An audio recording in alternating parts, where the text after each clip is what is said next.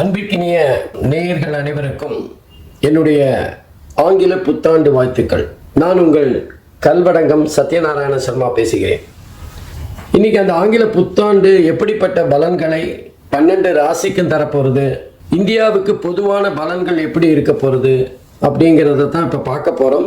அதாவது 1/1/2024 அன்று பஞ்சமி திதி திங்கட்கிழமை கன்னியா லக்னத்தில் சிம்ம ராசியில் மகம் நட்சத்திரத்தில் இந்த ஆங்கில புத்தாண்டு இனிதே பிறக்க போகின்றது. மகம் நட்சத்திரம்னாலே ஜகத்தை ஆழ்வாங்க அப்படின்னு ஒரு முதுமொழி இருக்கு. ரொம்ப விசேஷமான நட்சத்திரம்.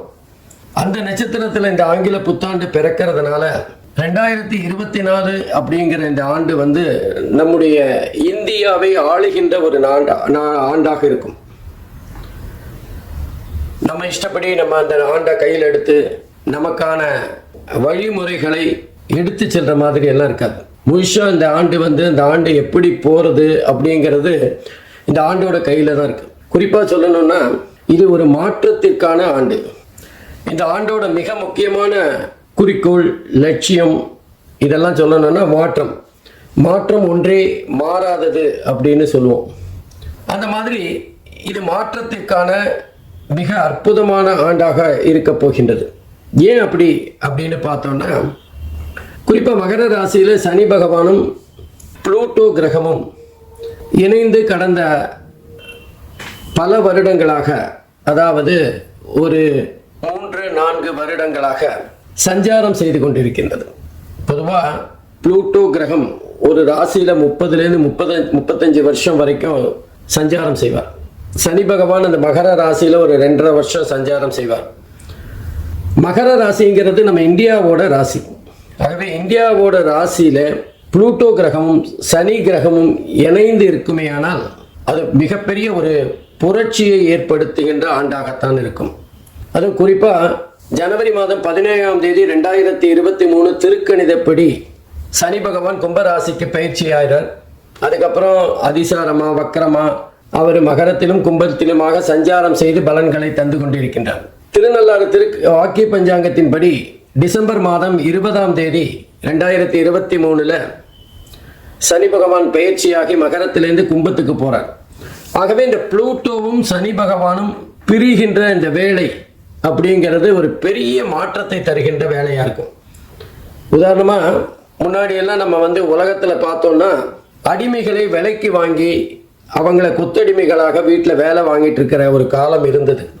இந்த அடிமை கொத்தடிமை போன்ற விஷயங்கள் எல்லாம் அழிக்கப்பட்டது. இந்த மாதிரி சனியும் புளூட்டோவும் ஒரே ராசியில சஞ்சாரம் செய்து பிரிந்த அந்த வேலை தான்.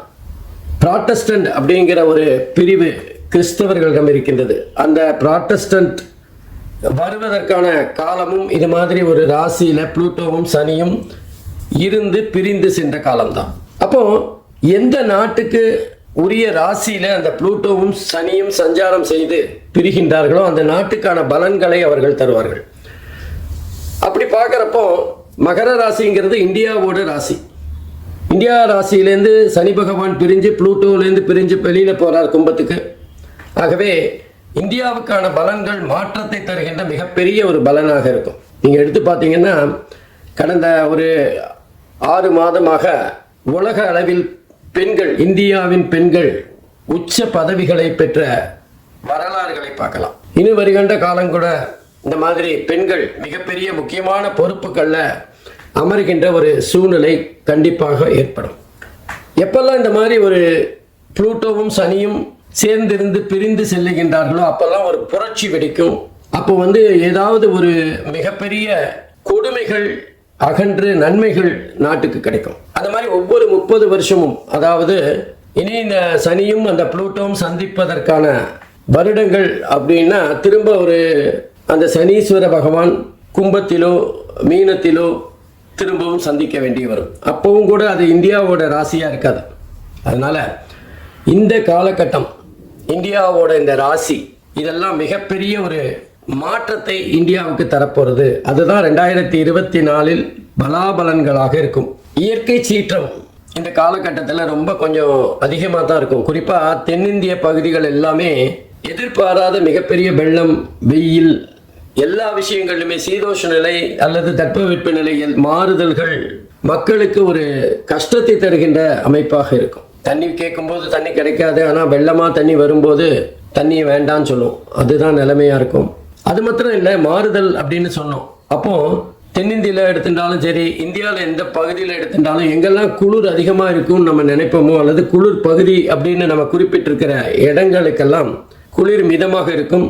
இது குளிராத ஒரு பகுதின்னு நினைச்சிட்டு இருக்கிற பகுதியிலெல்லாம் குளிர் கொஞ்சம் அதிகமாக இருக்கும். உதாரணமாக சென்னையில் குளிர் இந்த வருடம் அதிகமாக இருக்கின்ற ஒரு தன்மையை பார்க்கலாம். அதுக்கு மழையும் ஒரு காரணமாக இருந்தாலும் குளிரின் அளவு கொஞ்சம் அதிகமாக இருக்கக்கூடிய வாய்ப்புகள் இருக்குது. அதே மாதிரி நம்ம அண்டை நாடுகள் மூலமாக ஏதாவது போர் மேகங்கள், போர் வருவதற்கு வாய்ப்புகள் இல்லை, போருக்கான ஏதாவது முகாந்திரம் ஏற்பட்டு அது கடைசியில் பேச்சுவார்த்தையில் சரி செய்யப்படும். ஆகவே ஒரு விதமான பதட்டமான எல்லை பகுதியில் பதட்டம் எப்பவுமே இருந்துட்டு இருக்கிற மாதிரியான ஒரு சூழ்நிலை இருக்கும். அரசியல் தட்பவெப்பங்கள் கூட அப்பப்போ ரொம்ப பாதிப்பாகவும் அதே நேரத்தில் ரொம்ப கொந்தளிப்பாகவும் இருக்கின்ற ஒரு காலகட்டமாக இது அமையும். எதிரிக்கு எதிரி நண்பன் சொல்லுவோம், ஆனால் அரசியலில் எதிரி நண்பர் இதெல்லாம் கிடையாதுங்கிற ஒரு தாத்பரியம் இருக்கு. அந்த வகையில் எதிர்பாராதவர்கள் சேருகின்ற ஒரு மிகப்பெரிய மாறுதலை இந்த வருஷம் சந்திக்க போகிறோம். அதுக்கப்புறம் இந்த ஒரு புதிய நோய், கண்ணு சம்பந்தமாக ஏதாவது ஒரு நோய் வரக்கூடிய வாய்ப்புகள் இருக்குது. எப்படி நமக்கு கொரோனா மிகப்பெரிய ஒரு பாதிப்பை தந்து மக்களை முடக்கி போட்டதோ, அது மாதிரி கண்ணு சம்பந்தமாக ஏதாவது ஒரு சின்ன இனம் தெரியாத ஒரு நோய் பரவி வரக்கூடிய வாய்ப்புகள் இருக்கு. அதே மாதிரி மக்களுக்கு இருக்கிற மாதிரியே ஜீவராசிகளுக்கும் கால்நடைகளுக்கும் விஷ ஜுரங்கிற மாதிரி ஒரு ஜுரம் வந்து மிகப்பெரிய பாதிப்பை தரக்கூடும். இன்னும் சொல்லப்போனால் இந்த காலகட்டத்தில் மக்கள் மிகப்பெரிய ஒரு கொந்தளிப்பிலேயே இருக்கிற ஒரு சூழ்நிலை இருக்கும்.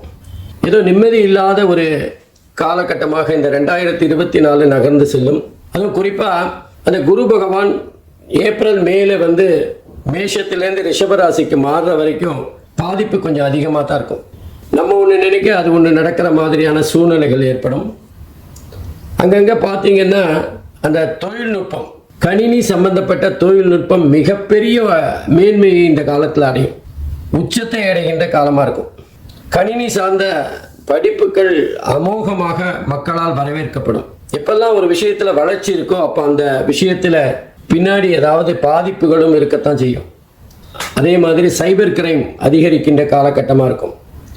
மோசடி பேர்வழிகள் புதுசாக ஏதாவது ஒரு வழியை கண்டுபிடிச்சு அதன் மூலமாக மக்களை ஏமாற்றுகின்ற காலமாக இருக்கும். பொதுவாக நம்ம ஏமாறும் போது தானே சில விஷயங்களை கற்றுக்கிறோம், எப்படி ஏமாறக்கூடாதுன்னு.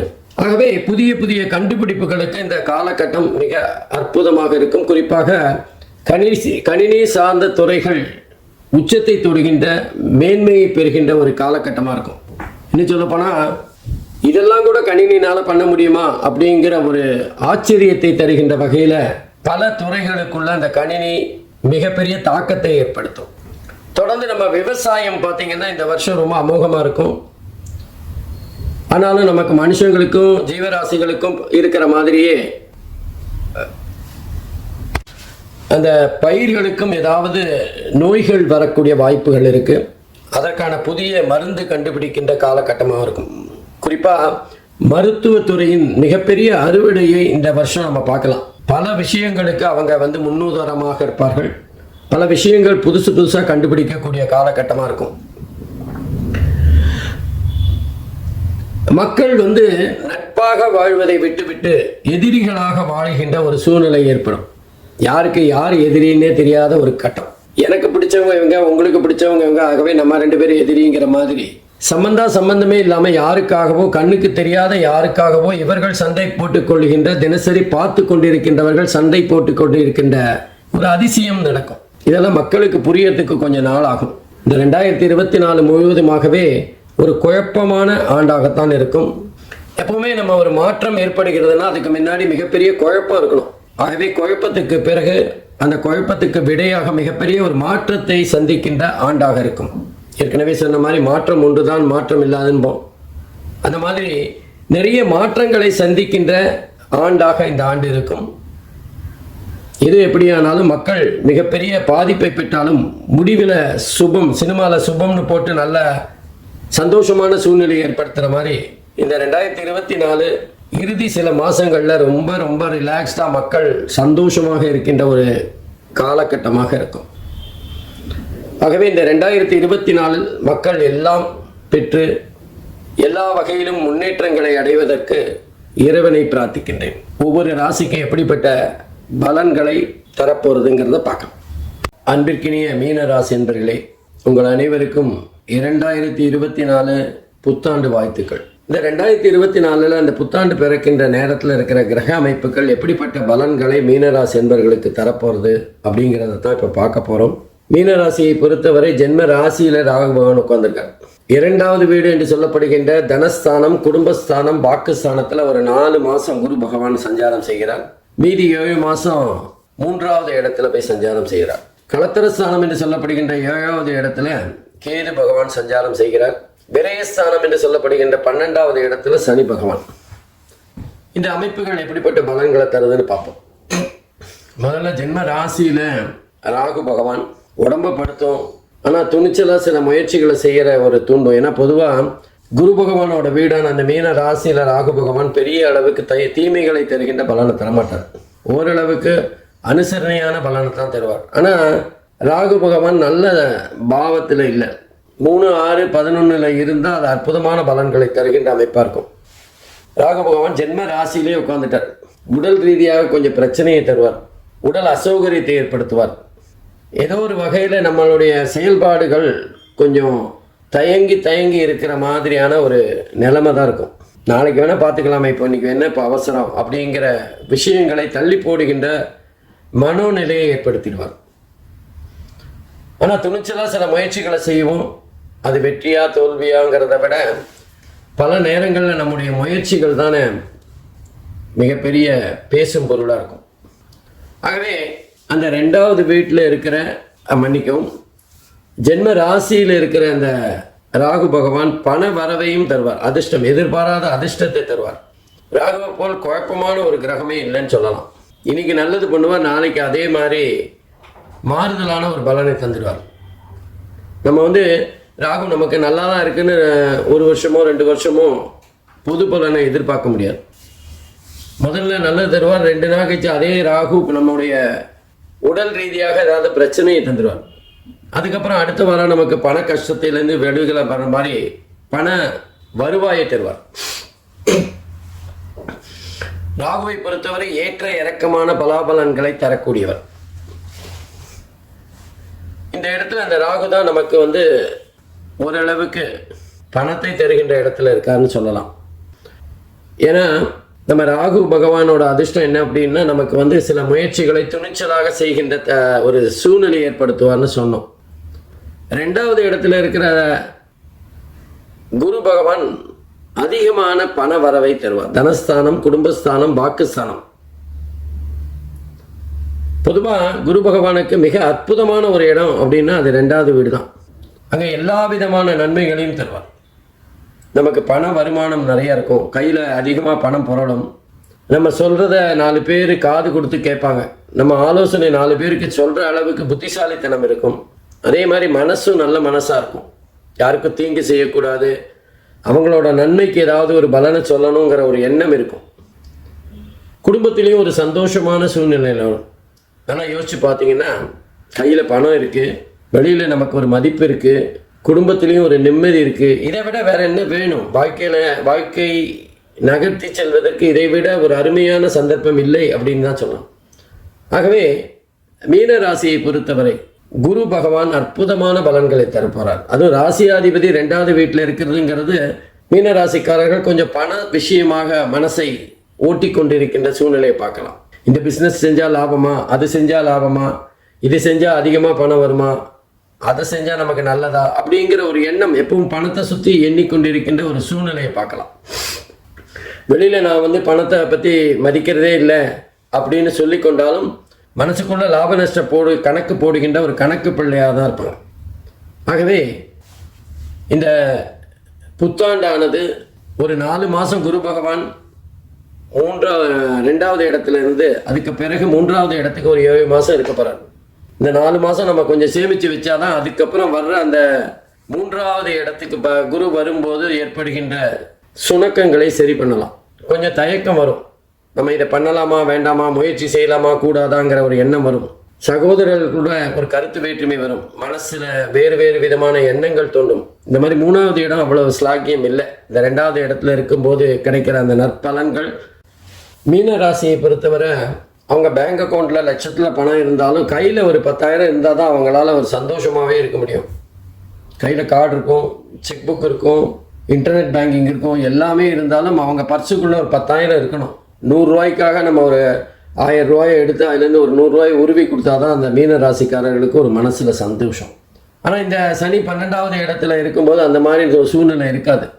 நம்ம கையில் இருக்கிற பணம் கரைஞ்சிரும். பேங்க்கில் பணம் இருக்கும், கையில் கார்டு இருக்கும், ஜிபே பண்ண முடியும், எல்லாம் பண்ண முடியும்னாலும் அந்த கையில் பர்சுக்குள்ளே பணம் இல்லாததே ஒரு உளைச்சலை தரும், மன சங்கடத்தை, ஒரு தைரியமே இல்லாத ஒரு சூழ்நிலை தரும். நம்ம ஏதோ பணம் இல்லாத ஒரு கஷ்டப்படுற மாதிரியான ஒரு எண்ணத்தை மனசுக்குள்ளே தோற்று வைக்கும். அதே மாதிரி நம்ம சில பேர்கிட்ட பணம் கொடுத்து ஏமாறக்கூடிய வாய்ப்பும் இருக்கும். யாராவது அர்ஜென்ட்டாக பணம் கேட்பாங்க, கடனை கொடுப்பாங்க, அதுக்கப்புறம் ஆள் அப்ஸ்காண்ட் ஆகிடும். இந்த மாதிரியான சூழ்நிலைகள்லாம் மீனராசிக்கு ஏற்படும். பொதுவாக அந்த மீனராசி அன்பர்கள் 12வது வீட்டில் சனி இருக்கும்போது கொஞ்சம் கொடுக்கல் வாங்கல் போன்ற விஷயங்களில் கவனமாக இருக்கணும். தேவையில்லாமல் நம்ம யாருக்காவது உதவி பண்ண போய் நம்ம சிக்கலில் மாட்டிக்கூடாது. ஆகவே மீனராசியை பொறுத்தவரை குரு பகவானின் அற்புதமான 2வது இடம் 4 மாதம்தான்.